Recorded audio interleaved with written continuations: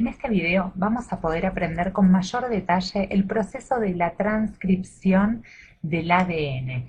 Y vamos a ver que el paradigma de la biología molecular establece que la molécula de ADN transporta su información genética a la molécula de ARN y la molécula de ARN sale del núcleo, va al citoplasma de la célula, si se acuerdan, la célula con su núcleo, o sea, hacia afuera, para transformar esa información genética en la proteína, que es la que eventualmente va a cumplir todas las funciones. Este proceso de conversión de ADN en ARN es justamente el proceso de la transcripción. No confundir con el proceso de traducción, que es el proceso de síntesis o generación de las proteínas. En este video vamos a trabajar específicamente sobre el proceso de la transcripción del ADN al ARN. Y aclaro aquí, sería el ARN-M, que es el ARN mensajero, porque existen varios tipos de ARN o ácido ribonucleico. Vamos a trabajar sobre la síntesis de este ARN mensajero, que es el que se convierte o transporta la información genética para generar estas proteínas. Entonces, vamos a ver qué necesitamos para cumplir justamente este proceso. Lo primero que vamos a necesitar es, por supuesto, el ADN, porque el ADN actúa, por un lado, como molde, para que yo pueda generar o saber qué nucleótidos, ¿se acuerdan los nucleótidos?, voy a incorporar en esa molécula nueva de ARN. Hay un video especialmente sobre el tema de nucleótidos para acordarse cómo son las estructuras y todo, así que lo recomiendo, pasen a verlo. Por otro lado, el ADN lo que contiene es muchísimos genes, uno tras otro, con lo cual la primera pregunta que uno debería hacerse cuando ve la molécula de ADN, que por supuesto es doble cadena y está entrelazada en una doble hélice, pero aquí la voy a dibujar simplemente como dos cadenas lineales para poder hacer la explicación más fácil. Uno tras otro están los genes, ¿no? Entonces, supongamos que acá en esta sección hay un gen, en esta sección empieza otro, y así sucesivamente para abajo y para arriba. Entonces, si voy a generar una molécula de ARN, ¿cómo es? ¿Voy a copiar toda esta información? Claro que no, de ninguna manera. Lo que voy a hacer, y permítanme borrar acá para volver a hacer la explicación más clara, es solamente voy a generar una molécula de ARN que copie la información de un gen en particular. Vamos a usar como ejemplo, como si este gen que estuviese acá sería el gen de la actina. La actina es una proteína que está involucrada en el citoesqueleto de las células, la arquitectura de la célula, con lo cual aquí está la información de la actina.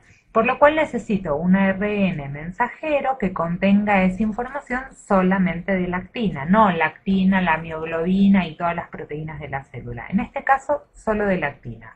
Entonces vamos a ver cómo comienza este proceso de transcripción. Para eso vamos a ampliar esta zona de acá, la vamos a dar vuelta y la vamos a poner en horizontal. Vamos a poner las hebras del ADN. Dijimos en amarillo el ADN, la doble cadena, y decíamos que entonces aquí es donde vamos a tener el gen de la actina, la información del gen de la actina. Lo que necesitamos o deberíamos saber es que siempre por delante o por la parte de acá del gen de la actina existe un sitio que se llama promotor.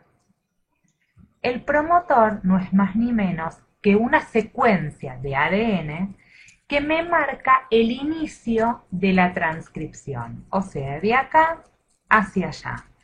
Este inicio de la transcripción lo que me está indicando es que solamente voy a copiar de aquí hacia allá.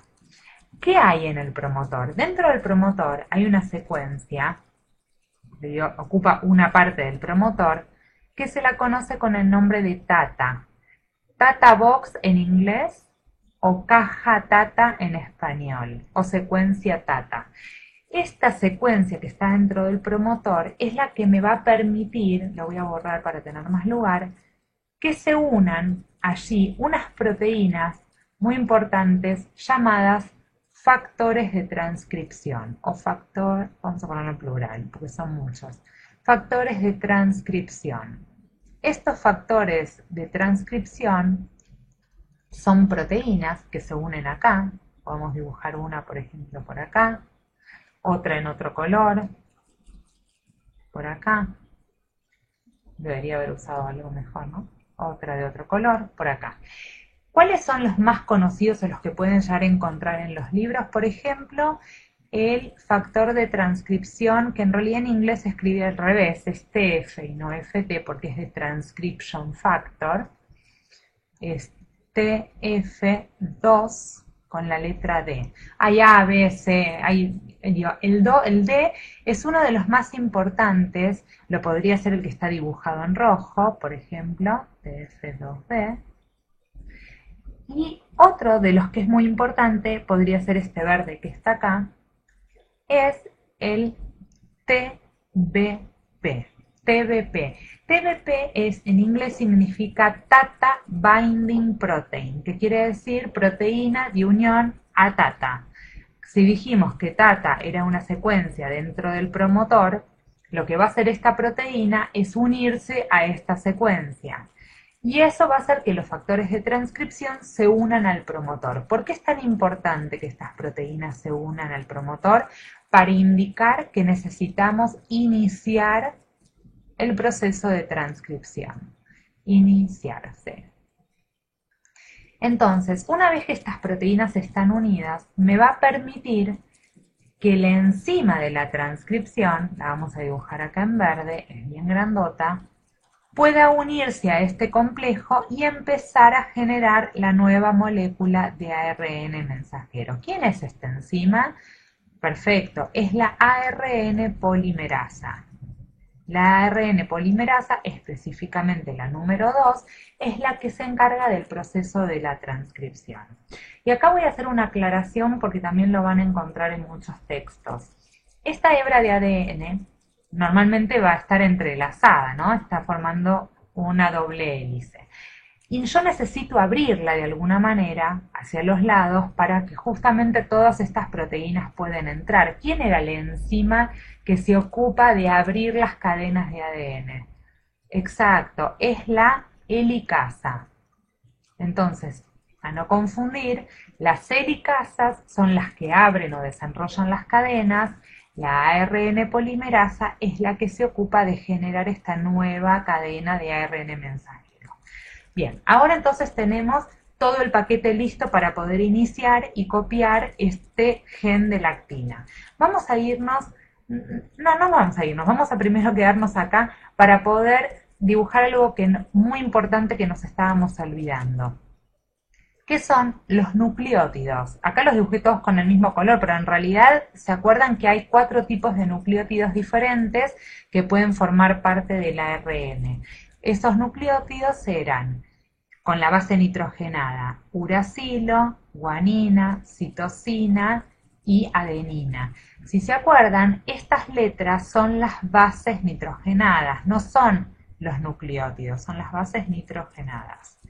¿Cómo se llamaban estos nucleótidos que contienen estas bases nitrogenadas? Eran el UTP, el GTP, el CTP y el ADP. No, el ATP. ATP. Entonces, estos son los nucleótidos sueltos que se van a ir incorporando en esta cadena naciente de ARN. Los voy a dibujar todos con el mismo color, pero son los diferentes nucleótidos que se van a ir incorporando. Y dijimos que eran, en el video de nucleótidos, que eran con la letra T, porque en este caso contienen 3 grupos fosfato, que al unirse al ARN, en realidad van a perder esos grupos fosfato y se van a quedar con uno solo, se van a convertir en UMP, CMP y así sucesivamente, ¿sí? Entonces, estos son los nucleótidos libres que se van a ir incorporando. La pregunta que sigue ahora es, ¿cuándo termina? ¿Cómo sabe la enzima que acá terminó? Esto es porque acá hay una secuencia, la vamos a dibujar en blanco, que es la secuencia de terminación.